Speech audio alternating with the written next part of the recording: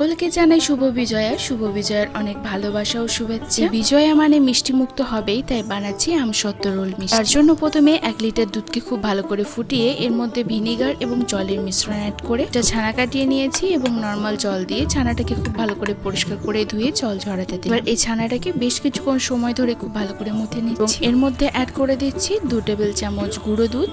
আমরা চাইলে এর মধ্যে অল্প একটু চিনি গুঁড়ো অ্যাড করতে পারি। দিচ্ছি বেশ খানিকটা পরিমাণে কুচানো কাজু বাদাম, অল্প একটু এলাচ গুঁড়ো। এবার এই সমস্ত কিছু খুব ভালো করে একসাথে মিশিয়ে নেব। এবার এই ছানার ডোটা থেকে অল্প অল্প করে ছানা নিয়ে এভাবে একটু লম্বা টাইপের শেপ তৈরি করে নিচ্ছি, ঠিক যেভাবে ভিডিওতে দেখাচ্ছি। এবার আমসত্ত্বর এই স্লাইসের উপর ওই মিষ্টিটা দিয়ে খুব ভালো করে মুড়িয়ে নিলেই তৈরি হয়ে যাবে আমসত্ত্ব রোল মিষ্টি। এইভাবেই প্রত্যেকটা মিষ্টি একসাথে তৈরি করে নেব, যেভাবে ভিডিওতে দেখাবে। যারা অতিরিক্ত মিষ্টি খেতে একদম পছন্দ করো না, তাদের জন্য বলবো এরকম ছানার মধ্যে মিষ্টি না দেওয়াই ভালো। যেহেতু এখানে আমসত্ত্বটা অনেকটাই মিষ্টি, তাই আমি এই ছানার মন্ডটার মধ্যে কোনো চিনি অ্যাড করি। যাই হোক, এভাবে সমস্ত আমসত্ত্ব রোল মিষ্টিগুলো তৈরি হয়ে গিয়েছে। এই মিষ্টিগুলোকে 8 ঘন্টার জন্য ফ্রিজে রেখে দেবো সেট হওয়ার জন্য। ঘন্টা পর ফ্রিজ থেকে বের করে নিলে তৈরি হয়ে যাবে একদম দুর্দান্ত স্বাদের আমসত্ত্ব রোল মিষ্টি। এটা খেতে খুবই টেস্টি হয়, বানানো খুবই সহজ। চটজলদিতে যদি কোনো মিষ্টি বানাতে চাও তাহলে এই রেসিপিটা একবার অবশ্যই ট্রাই করো এবং জানিও তোমাদেরও কেমন লাগলো। বাই।